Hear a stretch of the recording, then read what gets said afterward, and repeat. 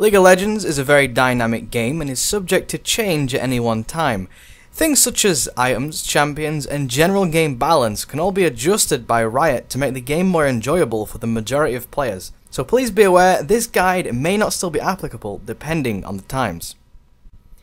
Welcome to Champion Crash Course, featuring Ahri, the nine-tailed fox. Ahri is a mobile mage/assassin who excels at swiftly taking out targets and dashing around the map. She is an ability power champion who is best suited to be played in the mid lane, and for some reason she's fallen out of popularity recently and is hardly ever seen in any form of pro play, which is quite unfortunate, but things always change, so I hope she'll make a valiant return someday as one of the dominant mid laners. Saying that, she does have a fairly good win rate, so if you do play her after this guide, then hopefully you won't mess that up for us. I'm just kidding. I know you will anyway. Bunch of noobs. Ahri uses mana like most champions in the game, and in my opinion her mana costs at early ranks are quite high, so consider timing your abilities well or saving them for the right moments. Ahri currently costs 6,300 IP or 975 RP and has 5 skins including her classic skin. The current skins available to purchase are Dynasty Ahri, which will cost 975 RP, Midnight Ahri, which will cost 750 RP, Foxfire Ahri, which will cost 975 RP, and Popstar Ahri, which will cost 975 RP. Or as I like to say, Popstar Ahri! Honestly though, these skins are really nice, especially Popstar Ahri, as it changes everything about her. The other skins don't actually really affect the spells too much, but they do change the clothing and the colours of Ahri, so she actually feels new and different in each of her skins, which is what you really want from a skin anyway, I'm sure. Ahri's listed difficulty is an 8, which is considered very hard apparently, so for a player who has never even touched her, she may prove quite tricky. However, I have to disagree with Riot's difficulty rating for her because there are so many things you can do to stay safe. Her abilities chain together very well and she only has 2 skill shots. Even though they may be a primary tool to deal damage, they are on very low cooldowns and are quite forgiving. That is my opinion though, and I have played her since she came out, so I'm fairly experienced with her, so it could just be my muscle memory. She does however require decent general game mechanics to play her well, so practice is key if you want to play Ahri and have a significant impact on the game. If you want to fit Ahri into a team composition, then you'll want to go for people who can pick people off. So consider supports who catch people like Blitzcrank or Thresh, and consider junglers like Elise or Kha'Zix. Champions who can either stun or slow very heavily are quite useful, as Ahri relies on her skill shots, but once they're landed, you can be almost guaranteed a kill in a team fight. For some of the spells, I would suggest either Ignite or Flash in most instances, but I've actually had some success with Teleport in the past, so you should consider using that too. For runes, you should try Magic Pen Marks, Flat or Scaling AP Seals, Flat Magic Resist Glyphs, and AP Quints for most matchups. If you're going against an AD champion, consider swapping out the AP Seals for Armor Seals, and then stick some AP into the Glyphs. I'm a huge fan of scaling runes personally, but that is mainly because I'm a pussy. For masteries, you should go with the typical caster setup, 2190, going for as much magic damage as you can in offense, as well as some buffs to armor and magic resist in the defensive tree. Now, I'm a bit of an Ahri fanboy, so you'll have to excuse most of my opinions in this guide as they may be quite biased, but I will try my hardest to be impartial. Ahri's passive is Essence Theft. Whenever Ahri attacks an enemy unit with her abilities, she gains a stack on Essence Theft, up to a maximum of 3 per ability. Once this hits 9 stacks, her next ability will heal her for 2, plus your current level, plus 9% of total ability power. Now this may sound quite small, but when it's put into effect, it can actually heal for quite a lot. Additionally, Ahri's orb will glow green when Essence Theft is available to use. It will also heal depending on how many units have been hit with this spell. Her Q is Orb of Deception. Ahri throws out an orb and deals magic damage on the way out and true damage on the way in. This ability will deal 40, 65, 90, 115 and 140 magic damage and true damage, plus 32.5% of total ability power at ranks 1 through 5. It will also cost 70, 75, 80, 85 and 90 mana at ranks 1 through 5. And its cooldown is 7 seconds at all ranks. This spell is known as a boomerang skill shot, as it goes out and comes back to your current location. So you can throw it out and move to a different location and the orb will always come back to you. The first hit can be blocked by spell shields, but the second hit will deal the damage. Now, I would max this first in pretty much every situation. I actually can't think of any other reason to not max this. True damage, OP. The lowest cooldown possible for this spell is 4.2 seconds. Her W is Foxfire. Ahri summons 3 small orbs that surround her for 5 seconds. After a short delay, the orbs will attack the nearest enemy unit. Thankfully, this does prioritise champions and deals 40, 65, 90, 115 and 140 magic damage plus 40% of total ability power at ranks 1 through 5. Sadly, the damage is diminished by 30% if subsequent orbs hit the same target. This will cost 50 mana at all ranks, which is actually really good. Its cooldown is 9, 8, 7, 6 and 5 seconds, ranks 1 through 5. Spell shields will only block 1 of the 3 orbs. This spell does not interrupt movement, so it may be cast while moving, obviously. Honestly, in my experience, it's been much more effective to level this last. And I know some people may disagree with this, and I can understand why. However, I have personally found this to be the most beneficial way to maximise Ahri's full potential. Now, saying that, it is highly personal preference, and it's based off my own personal Ahri play. For most people, maxing out Foxfire second would be preferable. I would, however, suggest you try my way first before you knock it. The lowest possible cooldown for this spell is 3 seconds. Her E is Charm. Ahri blows a kiss in a straight line that deals 60, 90, 120, 150 and 180 magic damage, plus 35% of total ability power at ranks 1 through 5. The target hit will slowly walk towards Ahri for 1, 1.25, 1.5, 1.75 and 2 seconds, ranks 1 through 5, and will take 20% increased damage from Ahri for 6 seconds. This ability's cost will stay at 85 mana at all ranks, and its cooldown will remain at 12 seconds at all ranks. This ability allows for a very easy time when trying to land skill shots on a specific enemy. However, this can be fully blocked by spell shields and Morgana's Black Shield. Honestly, I would max this second, as it may not improve that much with level. However, it does last much longer, and it can make ganks much more successful when leveled up. It also allows for more abilities to be hit within the given time frame of the taunt itself, and the lowest possible cooldown for this spell is 7.2 seconds. Her ultimate is Spirit Rush. Ahri dashes to the location of your cursor and fires out orbs to 3 nearby enemies. Casting this ability again will allow Ahri to dash twice more, and thus fire a maximum of 9 orbs. However, only 1 orb may hit a single target per dash. This ability will deal 70, 110, and 150 magic damage, plus 30% of total ability power at ranks 1 through 3. This ability will cost 100 mana at all ranks, and its cooldown is 110, 95 and 80 seconds, ranks 1 through 3. Obviously, you'll want to rank this up as it becomes available to you. This is an amazing engagement tool, and also is a fantastic escape tool, as it can dash over most of the small walls. The lowest possible cooldown for this spell is 48 seconds. Ahri only really has so many ways she can be built, which sadly doesn't allow for much versatility. Her builds could be used on several other people, so at the very least you may have some prior knowledge to how these items function. Here are a few things I would suggest. To start the match, you'll either want to pick up a Doran's Ring and some health pots, or you could go for a Crystalline Flask and some more health pots for a more sustain based lane. Also, don't forget to pick up your Trinket Ward. For the booties, I would obviously suggest Sork Shoes. However, if you aren't going to go for any cooldown reduction, then Ionian Booties of Lucidity may be useful for you. Now, I build a tier on everyone, so if you'd like, you can go pick one up.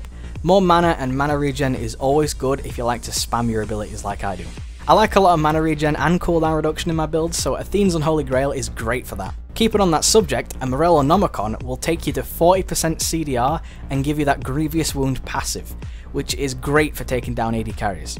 If you're laning against an AD champion, then instead of rushing the Athenes, I'd go for a Seeker's Arm Guard and turn that into a Zhonya's Hourglass. Whenever possible, a Death Cap is always great to pick up on any AP champion. Now, you'll want to go for some penetration. Look at what the enemies have picked up. If there's a lot of magic resist on their team, then go for a Void Staff. If most of them have lots of health and little magic resist, pick up a Liandry's Torment. Some alternative items to build would be Deathfire Grasp, as it's great if you want to rush in, tag an enemy with it, hit your charm, and then completely delete them from the game. The DFG active stacks with charm's additional damage, so you'll actually deal 40% extra damage to the target. To survive easier, you may want to pick up a Will of the Ancients. This gives a bit of cooldown reduction and a lot of spell vamp, which when combined with a passive will heal you insanely quick. A Rod of Ages is quite good if you pick it up early on. However, you should only ever build this if you're against some really hard hitters. And the same goes for a Rylai's Crystal Scepter. It's a great item, but they aren't quite as good when you need to burst fellas down. An Abyssal Scepter is great if your team have good engage, since when you Spirit Rush into the enemies, they'll have their magic resist reduced, and thus your team will be able to do additional damage, whilst you take less damage. This is, however, highly situational. Finally, a Lich Bane is a great item to use if you can time your abilities well. With practice, this can be a godly item. I'm sure you've seen Shifter take down TSM's Nexus with an Ahri ulti Lich Bane proc. Ahri can proc a Lich Bane almost constantly if timed right, so if you're looking for consistent damage and pushing power, this is the item for you. Now, I know this may sound weird, and I know it totally is, but I've seen it work in the past. The build you'll want is actually just a very standard AD carry build, plus a Manamune for extra spell casts, of course. Nothing new in the build path, but it's the way you play that makes it great. Now I'm going to put it in the build section because I can't actually play it, so I can't actually give you any good tips for it. But from what I know, she has her own peeling due to her ultimate, her charm allows for several auto attacks to hit for free, and she has a small amount of health gain due to her passive. If you're going to try this out guys, then please practice in custom games or in normals with your friends, not in ranked like the first AD Ahri I ever played with was. As Ahri, you'll want to get your enemy into a good position for a gank, preferably when they're out of the way of the minions. Once you and your jungler are ready, hit a charm, and the second it hits, the jungler should be ready to jump on them, and then you should use everything you have to take them down. This can be done at levels 3 and up, which makes Ahri very scary early on if your enemy is out of position. When you hit level 6, you can become almost impossible to gank, as you can dash back to tower to stay safe. However, keep this in mind that early on, Spirit Rush has a very high cooldown, so don't waste it just for the style points. Once you get into the mid game, you'll want to look for opportunities to gank. Ganking with Ahri is exceptionally easy, as she can either just walk into the bot or top brush and wait for the right moment to charm and then burst. Failing to be able to get into the bush, you can also just run into the lane and ult on top of your enemy, which should allow for an easy charm. Hopefully your allies do respond to that and you can pick up a kill or two. Once it gets to the late game, you'll want to take quick jabs at the enemies with your Q and look around the sidelines for squishy targets. Once you land a charm on the target you need, then your team should be ready to engage with you. Don't use your ult right away however, because if the engage fails, then you'll likely need that to get away or kite your way out. Now hopefully it will work, but if not, then your dashes will really help you get away from most bad situations. The dash can also be used to catch up to stragglers at the end of a fight, so make sure you're aware of what's actually going on in the fight before you waste your crucial abilities. Consider zigzagging and juking whilst going towards Ahri. This will make her attempt to charm and likely miss due to your unpredictable movements. Once her charm is down, her damage output is diminished quite considerably. Once Ahri hits 6, try and force her to waste her ult. Her ult is something that gives Ahri a lot of power to make plays, and without it she'll want to stay safe. Orb of Deception deals true damage. True damage can however be blocked by shields, so consider playing people who have shields themselves or can get health back in some way. Make sure to ward in the right spots, as Ahri will want to look for ganks past level 6. Warding in the right areas can make her waste her time and thus get put behind. Heavy CC is terrible for Ahri. Most Ahris won't have much resistance, so the second they are caught out, it will likely end up in them being dead. Keep this in mind, as Ahri will be trying to look for squishy people on your team, usually from around the side or relatively close to the front line. Consider trying to bait Ahri out. Once Ahri hits a charm, she'll want to burst that enemy down by going in close. If your ally is hit with a charm, jump on Ahri as soon as possible. Hiding behind minions to avoid a charm and Foxfire is usually the best idea. Pretty much anyone with a channeled spell, such as Katarina, Fiddlesticks, Xerath, Karthus, as she can cancel the ult if he's not dead already, and Twisted Fate. Keep in mind however, you will need to be close enough and have a clear shot to charm them out of the ult. Veigar is a fairly good counter to Ahri, as he can stun in an area, and the only way for Ahri to get out would actually be to flash, as she can't ult through the wall without being stunned. And obviously Veigar's ultimate is ridiculously strong. Kassadin can work fairly well against Ahri, as he can ult away from her charm, or use it to avoid her ult. He can also use it to chase her if she uses her ult to run. He also has a magic damage shield on his Q, so he can block some of her damage. Fizz can work pretty well, as his playful Trickster can dodge, charm and Orb of Deception, and Fizz has incredible burst to completely delete Ahri. Just a side note though guys, if you do get a fish on you and you're playing Ahri, please do not ult into your teammates. Thank you. Talon can be quite good against Ahri if you can play him well, as his Cutthroat ability is an instantaneous dash, so you can use it to dodge charm and then silence her for free damage, with little or none in return. However, Talon is a very uncommon pick, so if you are going to play him, make sure you know exactly what you're doing. And the counter crown goes to LeBlanc. LeBlanc requires quite a bit of skill to play, but she has several ways to stop Ahri from being effective. She can root, she can chase her down with distortion, she can escape with distortion, she can dodge charm with distortion, and her mirror image passive, because she can, put it behind her. And she can also follow Ahri if she roams around. If you have the skills, it's an amazing pick. When Ahri ults, she will have a little blue icon around her feet. This signals both you and your enemies that you still have dashes left. And you can also look at your hotbar to see how many are left. Another interesting fact about Ahri's ult is that the subsequent dashes after the first one won't cost any mana. When charm hits an enemy, you'll have a little pink icon around their feet, which indicates that you can deal extra damage to them. Now most people will know this, but Ahri's dance is based off of Run Devil Run by Girls' Generation. Now I normally wouldn't mention stuff like this as it doesn't impact the game at all, but I like Girls' Generation. Deal with it.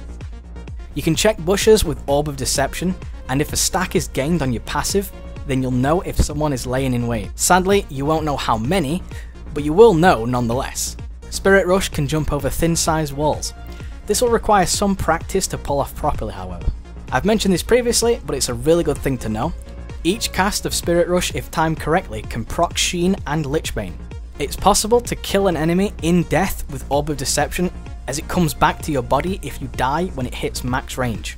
Ahri's targeted abilities such as Foxfire and Spirit Rush's orbs can only hit targets she has vision on. Finally, the best way to get your most out of the passive heal will be to land Orb of Deception on a full wave of minions and possibly the enemy in your lane, as it will heal on the way out and the true damage will heal you on the way back in. Super strong. As always, I like to give you the base stats and the scaling. This information may be overkill for some people, but this information when played at a high level is quite useful. Ahri's stats at level 1 are as follows: 460 health, scaling at 80 per level, 6.1 health regen, scaling at 0.6 per level, 53 attack damage, scaling at 3 per level, 0.65 attack speed, scaling at 2% per level, 300 mana, scaling at 50 per level, 8 mana regen per 5 seconds, scaling at 0.6 per level, 19 armor, scaling at 3.5 per level, and 30 magic resist that doesn't scale with level at all. Sad face. So at level 18 her stats will be 1820 health, 16 health regen, 104 attack damage, 0.90 attack speed, 1150 mana, 18 mana regen per 5 seconds, 78 armor, and still 30 magic resist. I'm still sad faced on that one. Keep in mind though guys that some of the stats are rounded up to better suit the stats screen. The little 0.00001% of things don't really affect anything unless you're a masturbator or a connoisseur of calculations. As a general rule though guys, you'll want to practice Ahri in normal games with friends before you take her into ranked. She can be very powerful when in the right hands and extremely turd-like in the wrong hands. Now I don't foresee Ahri getting any nerfs in the near future. As of right now she's quite balanced. Nothing about her is strikingly overpowered. If anything, I would see her passive being buffed in the future to keep up with other champions. But other than that, I don't think much will change about her for a very long time. Thank you so much for watching. I hope you've learned something in this guide. If you have, please be sure to give it a like and possibly share it to people who you think are total noobs so they won't feed every game. If you haven't learned anything at all or just want to drop some knowledge on fools, be sure to leave it in the comments and fill us all in, as I'm sure people want to learn as much as they can, and also I'd like to learn a lot as well. Hopefully you've enjoyed this, and I will see you guys later. Peace!